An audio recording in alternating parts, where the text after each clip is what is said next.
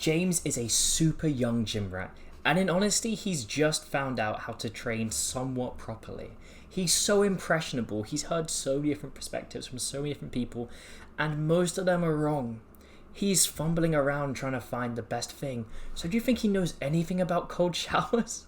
No, he does not. His knowledge of cold showers comes from those Sigma grind set videos. In fact, his knowledge of cold showers is probably akin to watching one AOS Ice Bucket Challenge video and believing that you have everything you need to know. Then there is Anatoly. He's a seasoned pro man. He's been doing cold showers for years. He understands why they work. He understands what they do. He understands how to throw them in his day. He has got this down to a science. Today was absolutely awful. I was there in bed and I had my eyes closed and my eye mask on, and literally imagine me sitting there hoping that it was soon time to wake up. Hoping that I wasn't awake at like 5 a.m. and was clueless because, it's light outside. You can see it through your mask slightly. And I'm just waiting for my watch to do this little buzz thing it does to tell me that I'm ready to start my day. And it is awful, man. I'm so bored. I'm so tired. I don't feel great. I don't feel energized.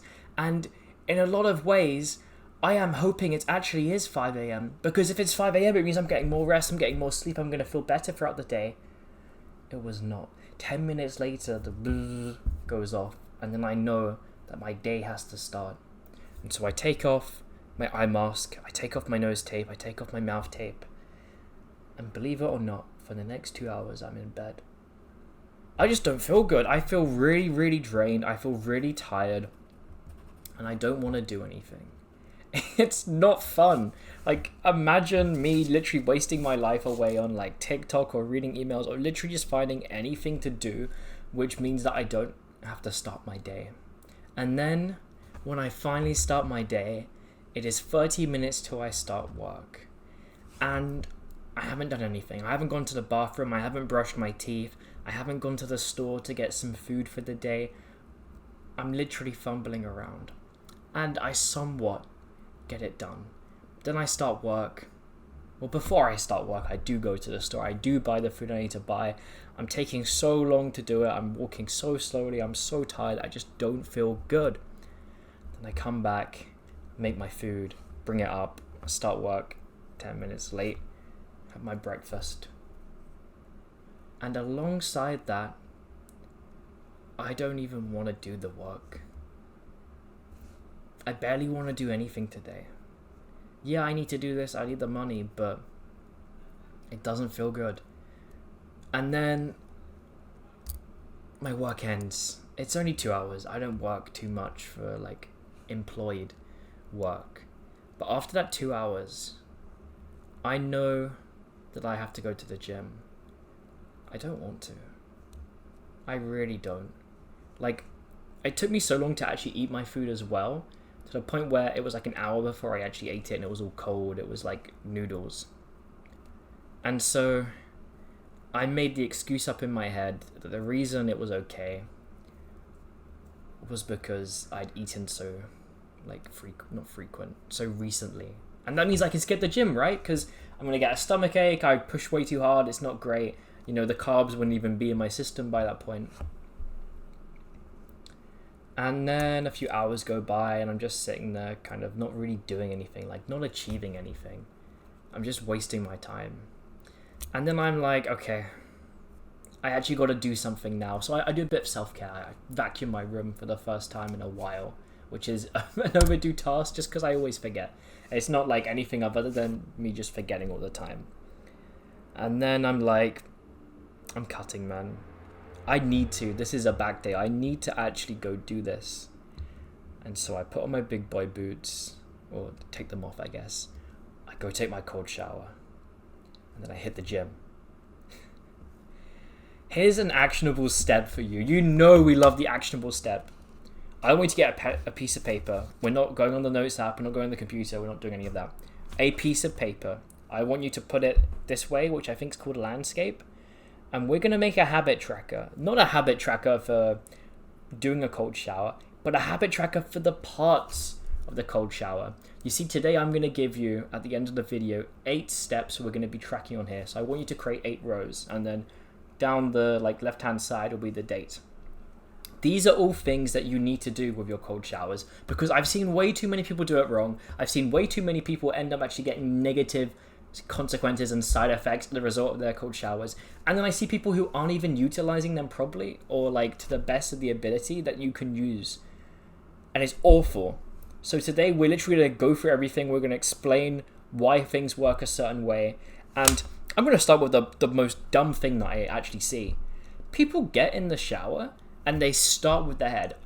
I know people do this because I used to do this. They start with the head, and the head kind of get numb. It gets numbed. And then the cold shower is pretty fine after that. Do you know why that is? It's because when we start with our head, we're starting with the thing that's actually going to struggle the most. It's going to basically reset our entire body to that sort of temperature. So the head's actually the last thing we want to do. If we're starting with our chest or our back or our arms or our legs or our feet, it's going to be difficult. But the second the head's cleared, it's just a breeze. And I don't mean that in the cold sense. The fight or flight response that comes up means that you're not actually getting the benefit of the cold shower. This is an ice bath where, look at ice baths. They don't even get their head under. It's absolutely absurd. And alongside this, there's another very common mistake. And that's the fact that people will just stand there. You see, if you take a cold shower, and you can try this, you can try everything I say after the video and it will prove me right, because I'm not here to make stuff up. But if you stand under the shower head and you stay still, it's fine. It actually starts to feel a bit warm after a time. But then if you move a little bit, one teeny tiny inch, it's just a complete reset. It's completely cold again. It's completely awful again. It's complete discomfort again. So why are we standing still? When we keep moving, even slightly, or just getting different areas, we're actually keeping that discomfort fresh. We're spreading it around everywhere. We're making sure that the sort of stimulus we're getting, the cold stimulus, is continuous. And if we don't do that, we do just become complacent to the cold, and it's no biggie, and it's just as bad as starting with the head. It really is. These are 2 very common things, probably the most common things people do, that just completely mess up. There's no point of having a cold shower if the first 5 seconds is actually the bit of discomfort, because the rest of it's going to do nothing. And to add insult to injury, people who aren't doing these 2 things will do something, because these are kind of the big 3 problems people make. People will be inconsistent. They'll skip on days they're not motivated. And those are probably the days we need it the most. Today when I went to the gym, that was probably the day I need to go to the gym the most. Because when you miss that one day, that's when it sneaks in. If you're having a bad day and then you don't do good habits, what do you think the next day is going to be? That's how you start snowballing down. Those are the days where doing the good habits is the most important. And so if you're not motivated to do a cold shower on any given day, why would you skip it? That is the sign that you should take the cold shower. On days when you're super motivated, we could argue it's less important to do a cold shower, although we still shouldn't skip it, obviously. But this is the thing. I've seen people try and cope around this. I saw a guy say that every now and then he skips a cold shower so that it stays effective. But it just means he's not motivated. That's the real reason. He's trying to cover it up because people ask why he isn't doing it. He needs to find some sort of reason to explain it. I don't like when people don't take ownership for stuff like this. If I was inconsistent with cold showers, I would be honest about it, and I would say, I know that I should be consistent with it, but I'm not. It's just the same way as if I wasn't training optimally, if I was doing exercise that sucked, I would say, I know there's a better exercise, I know I can do that better exercise, but this one's fun. I would never just do something I've seen people do way too many times, where they argue and they try and die on a hill about something being better, and then when every single point they make gets broken down, at the end they say, oh well, I do it because I find it the most fun. Start with that. I will never wrong someone for saying they prefer something because it's fun, unless they have blood coming out of their neck and they're like, oh, I don't like going to the doctors because I find not going to the doctors is fun. No, you need to get to the doctor right now. You're literally losing blood. That's the only time where I will intervene and say, no, you may find this fun, but this is actually dangerous. You're actually going to kill yourself. And that kind of doesn't lead at all into the next point, but it does in some way, because we're going to talk about one of the best things when it comes to your vitality, one of the things where if it's not good, then you are essentially killing yourself. It's a slow, long, painful death, and that is your sleep. People will do cold showers close to their sleep. Do you know what happens with a cold shower? We get a ton of cortisol spiking. Do you know what happens in the morning to wake us up? We get a ton of cortisol spiking. Do you think you can go to bed and you can be relaxed when you literally have the stress hormone, the hormone that keeps you up, the hormone that is produced for your hunter-gatherer days where there is an enemy nearby and you are not allowed to go to sleep? The hormone that means that when someone is guarding someone in, like, I don't know, the federal forces or those like marshals or something, that hormone that keeps them awake because they know if they fall asleep they won't actually wake up because someone's going to kill them. How many films do we watch where the superhero, or not the superhero but the hero, has to stay awake? That's what cortisol does. And I mean, you've known this. If you're super stressed, if you've got a deadline, you cannot sleep. Not only does the cortisol keep you awake, but other factors are at play that keep your head spinning and thinking on it. And so you're going to have a cold shower before you sleep? You think that's going to be good for your day? You think that's going to help your sleep quality or something? If you could only have a cold shower at night, you'd be better off having no cold showers. So don't have them at night. And there's something I've also noticed people do, and it's like a huge problem with cold showers, is their breathing technique. You see, when you have a cold shower, you're supposed to do deep breathing, just very controlled, very calm, and that's kind of part of like facing it and fighting it and also embracing it. But too many people will hyperventilate. They'll go because it's difficult, it's hard, but when you do that you actually make it much worse. Like, imagine your heart rate going up and up and up and up. That's what's happening when you're hyperventilating. That's why you cannot persist after 30 seconds. When you do your calm, deep breathing, that's when your heart rate can actually start to go down within this cold shower. That's when something that's causing a lot of stress in our body ends up having a disconnect to our brain. That's actually the goal of the cold shower. We want to make sure that our body is feeling this stress and this adrenaline and this, awful scenario, but our brain remains cut out. And the reason for that is there'll be so many times where we want that process to happen, where we want our body to have the effects of being stressed out. Like, imagine we're in the gym. We want our body to be stressed out so we can move as much weight as possible, so we can have as good of endurance as possible. But we don't want that sort of, those hormones to go into our head, to start messing with our mental health there. And that is part of the good thing that we can get from these cold showers, where we're literally snapping off. We're cutting it off at the neck so that it won't go up. And people will start with the head. That's completely unrelated, but it's that I find that quite funny too. Like, if we were a head in a jar, would we need cold showers? Probably not. I don't know what that means. I don't know why I'm saying that. Completely ignore that point. That was just a silly little, like, I don't know, I saw like an episode of Futurama on TikTok this morning when I was struggling in bed, and then you've got like Lindsay Lohan or whatever it was in the episode I saw, and it like was on my mind, so it just came through, it snuck in. Anyway, another big like interval timing, whatever sort of phrase I'd use there, problem with cold showers is people would do this after the gym. And when you do this after the gym, if it's within like 6 hours, you're compromising your gains quite considerably, because there's a ton of things that pop up. Not only to say, oh, heal your back. I did back today. I think I mentioned that though. Heal your back, grow your back. There are tons of metabolites that accumulate there. And when we go take that cold shower, we're basically disappearing some of them. We're like Thanos snapping them out of existence. And so when we do that, we're actually leading to worse recovery. We're actually going to lead to worse growth. And those are two things which we don't want. And not only growth, but this affects strength too. I know you may have seen Mr. Olympia have cold showers or like do his cold baths in prep, but either he doesn't know what he's doing, which is unlikely, or his goal is muscle preservation or like recovery, not being sore for the next one. And especially when you get to really low body fat, that's something that starts affecting. So for someone like him, that's okay, but you can't watch the video of him doing that and then assume that it's going to work for you in your scenario. And I don't think he does it when bulking either, or when he's above like 10% body fat, so I don't know why you should.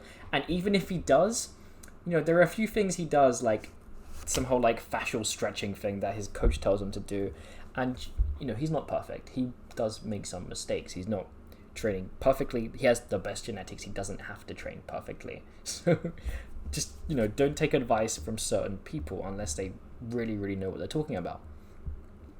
But the problem with cold showers isn't just doing them after the gym. An even bigger problem is doing them before. Now, this is kind of like a double-edged sword. It's only bad if you stab yourself. See, if you do a cold shower before the gym, I think it can be a super good way of making you alert and making you a bit more energized and being able to push harder.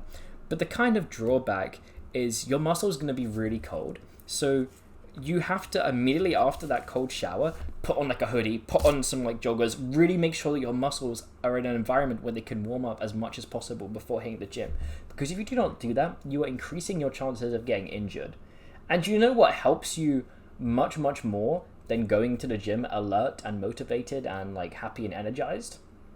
Not having your muscle torn off the bone. Because when you're not injured, you're able to train much harder for much longer than if you cannot use the muscle at all. So I want you to think about that sort of thing for a second, because that could become something you change.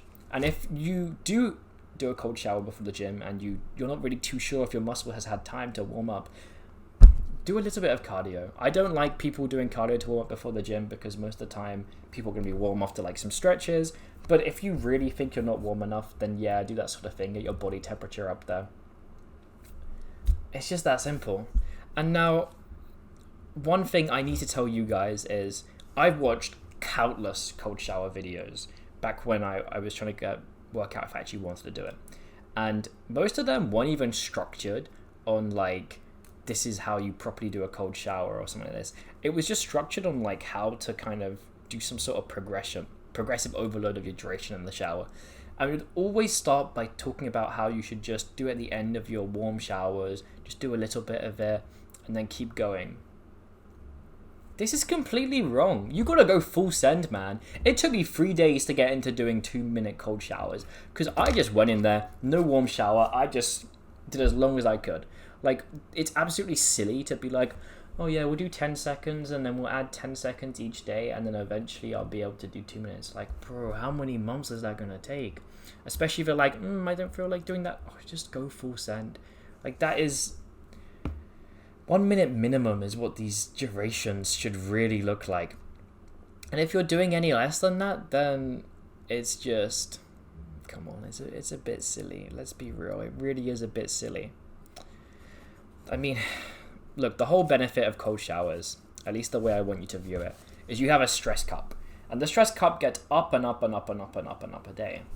And you can empty the stress cup by doing things like meditation and breath work and cold showers. And a lot of things which will empty your stress cup won't make it bigger. But then we have cold showers and meditation, which are two of the things that will actually grow this stress cup, so we can hold more stress. And I know I mentioned that the stress cup can be emptied from cold showers. But I know I also mentioned the fact that you shouldn't have it too late in the day, and you shouldn't have it after your exercise, and you should probably just do it in the morning. So you're probably sitting there trying to work out when you actually should do the cold shower, or like how you can use it to empty that stress cup. And I'll tell you. Not only can you do it in the morning, which is what I'd like to see people do, but you can do it in the afternoon, so long as it's not too late and it's not after a workout. So I'd recommend that on rest days. The thing there too is on a rest day, you're getting like an extra hour to work. So yeah, the extra hour of work should be offset with emptying your stress cup, with an extra cold shower. Isn't that a great ratio? A great 1-to-1 ratio. It's absolutely awesome. But I do not want you guys to sit here and be like, oh, cold showers won't do much for me. I don't have time for this. I've just figured out how to train. I don't want to do the cold shower after. I don't want to mess with my gains. Cold showers can actually be insanely good. Especially if you get any sort of discomfort, any joint issues, there's a difference between joint pain, which should be healed and inflammation's good, and long-term inflammation, which is bad and you want to kind of like hide it and it will cause joint issues, and that's, it wouldn't cause joint issues, but it will cause joint pain. That's the sort of thing which cold showers can help you with. You know, it can help with the recovery in that sense, but it's not going to like boost your gains, which I think some people believe it will do.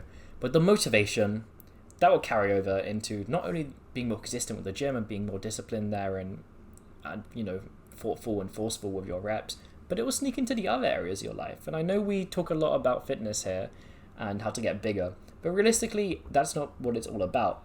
At least I hope it isn't for you guys. And if you don't think you can handle it, then you definitely need to make sure that you can handle it. You definitely do need to face it. Because if you don't think you can handle some cold water, how are you going to get your effective reps in? How are you going to possibly take any sort of heavy leg compound to near failure? Because if you can't handle a cold shower, there's definitely no way you're going to be able to do that. But yeah, my cold shower today was absolutely incredible. There's something about a cold shower where you're doing it, even when it was a little bit later. Like my cold shower became like 2 hours later than it usually is. There's something about the fact that you still do it, that you don't skip it, that you remain consistent, that on a day you don't even want to go to the gym, you definitely don't want to do a cold shower, and you finally do it. And I guess a kind of moment of authenticity, I really did not want to do it. And there have been moments where I have had the exact same feeling with the gym combined too in recent months, and I have not followed through. I have not taken the cold shower. I have not gone to the gym. And so these wins just remind you how much you are actually in control. Because everything in me was screaming, no, don't do the cold shower, no, don't go to the gym. And I ended up going, even if I didn't really enjoy it at the time. But after I did that cold shower, I felt amazing. After I went to the gym, after I even walked into the gym, I felt amazing. I put reps and weight onto every single exercise I did today, and I'm cutting. That's kind of absurd.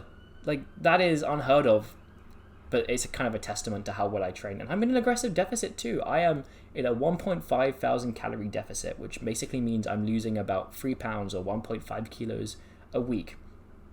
And I put on strength. Possibly even muscle. We'll see. We'll see if I can not only preserve my muscle, but put on a bit on my way down. That would be pretty insane. Anyway, here's an actual full plan of action. You know, we had the kind of the habit tracker for the cold showers at the beginning, and we're going to start filling out some of those columns. So step 1 on this full plan of action is actually not going to be in a column, but I want you to take the NHS depression and anxiety test. Now, as this can really help with depression and anxiety, I want you to have those sort of readings somewhere in your habit tracker, so that at the end of the 30 days, when we cross-reference, we can see the progress made there. So it's a cool way of actually like quantifying, although it's not 100% accurate, the progress you've made. Step 2, this is an actual column. I want you to have a cold shower within the first hour of your day. Now, this won't be ticked every single day, but I hope it will. Maybe there's 1 or 2 where it doesn't happen, but what matters more is, of course, the cold shower. But we're trying to build our cold shower habits here. This is what the tracker's for, and having your cold shower within that first hour of the day is very impressive, very cool, and making it an automatic habit is awesome. So the next column, which is super, super, super important, no matter what, is one about avoiding starting with your head. So every time you do your cold shower, you'll tick that box. And this is more so a short-term habit thing to track, because in time, you won't make the silly mistake of accidentally starting your head. It will happen at first, I'll be honest, but as soon as you get that automatically, removed, and as soon as you have the kind of like feedback of ticking the box and realizing you've done good, that will be eliminated, and your cold showers will remain pretty awesome for the rest of your life. The next step is step 4, because that comes after 3, and that is focus on your deep breathing. This is something I want you to tick for doing no hyperventilation within your cold shower. If you can do it in through the nose, out through the mouth, do some breath work. I sometimes go crazy on the breath work and incorporate the two together as like a 2-in-1 double whammy, but you don't have to do that. You just need to make sure that you're deep breathing, you're belly breathing, and you're not hyperventilating. Step 5 is make sure you're constantly moving around. It doesn't have to be fast, it doesn't have to be sporadic actions, but I want you to continuously have that discomfort by continuously having water touch different parts of your skin for that sort of, skin cold relationship to make your body scream. Step 6 is you need to be in for a minimum of 1 minute. And the way I want you to do this is before stepping in, you're going to set a timer, a stopwatch on your phone, and the way to work out if it's a minute is basically the minimum of a minute is now a minimum of 1 minute and 10 seconds on your stopwatch, because we got to account for a little bit of time to get in and out. And if it's below a minute, then you're definitely messing up. If it's between a minute and a minute 10, you can have like a half tick. But I'm not going to let you count it as a full tick, Next, step 7. This is, of course, a row, and this is going to be an emotion row. I want you to literally draw a face emoji for how you feel after the shower. And you see, what we're going to end up doing is every single time you come out the shower, you're probably going to put a smiley face. I doubt you're going to come out with a sad face. Like, how are you crying in the cold shower? And when you take a look at your habit tracker, 10 days in or 30 days in, or if you continue doing like a simplified, condensed version of this, if you do that though, keep the smiley face. You will view the smiley face and you'll see how every single cold shower ended in happiness. And when you see that, you'll be like, oh, this is literally a hack to become happy. I know that I'll be happy after I do this, after I face this discomfort and face this challenge. And do you think you're not going to do the cold shower when you literally have like 30 entries of smileys? Like, there's no way you're going to look at that and be like, oh man, I can probably skip the cold shower. Like my dumb brain is telling me that I don't want to do it now. I'm just not motivated. You're not going to skip it. And then step 9 is making sure it is part of your bookend habits. So bookend habits are something I like to kind of help people with. And it's basically something where for the last hour and first hour of the day, there's a section of things that are completed. And now, I know I mentioned earlier that the first hour of the day it has to occur in, and that was one thing, okay? That was a different step. I know it sounds like the step's very, very similar. I actually worried that this step was too similar at first, but then I realized how important it was to keep. And see, these bookend habits are supposed to be an hour duration, but sometimes they will overrun. Sometimes a certain part of it will be a bit longer than usual. And depending on how you structure your bookend habits, it's going to result in different things. So, for example, my bookend habit for the morning is I go on my walk, which usually goes to the store, get some food, stuff I need for the day, or mainly just to get sunlight. I do some journaling, and then I do my cold shower. But imagine the walk goes on for too long, or I get really deep in journaling and I journal for too long. And now I have my cold shower, and I'm actually not within the first hour of the day anymore. But it's still in the bookend. It's still in the sequence of tasks that follow each other. So it's like, it's not a bad thing that I wasn't within the first hour of the day, even though that's a habit I want to have consistency in. But it's almost like giving context to the fact that it was part of that morning bookend. And having a morning bookend too is super important. So this is almost a habit tracker for having the morning bookend and making sure that you're actually doing things in the right structure. Because as awesome as doing a cold shower is every single morning, if we set out to have every single morning begin with that walk and that journaling and that cold shower, or whatever you decide to have in your morning bookend, some people like meditation there.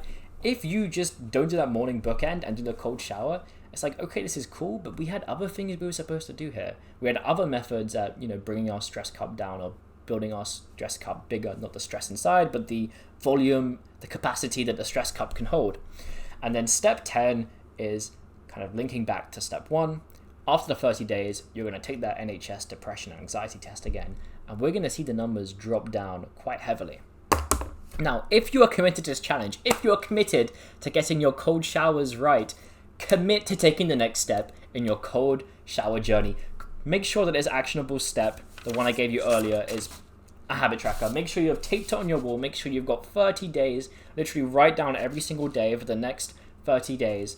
so that you're not actually, like, oh, I'm gonna go to the entry this week, and then we can just like pretend that the day didn't exist and we'll just skip to the next day. It's fine. It's, it's the 30th and tomorrow is the 31st, so when we do the first, it's probably just going to look like the month ended on the 30th. Like, no, I don't want you playing any silly games. I want you to have every single day wrote out, so that if you don't do these cold showers, then you're going to know. And I also want to point out the fact that you might go down and you might comment, but Fletcher, where's the actual, row for if you did the cold shower? Are you stupid? How are you going to tick any of the boxes if you didn't even do the cold shower? It doesn't matter. Well, I don't need you to tick these boxes. Like, could you imagine?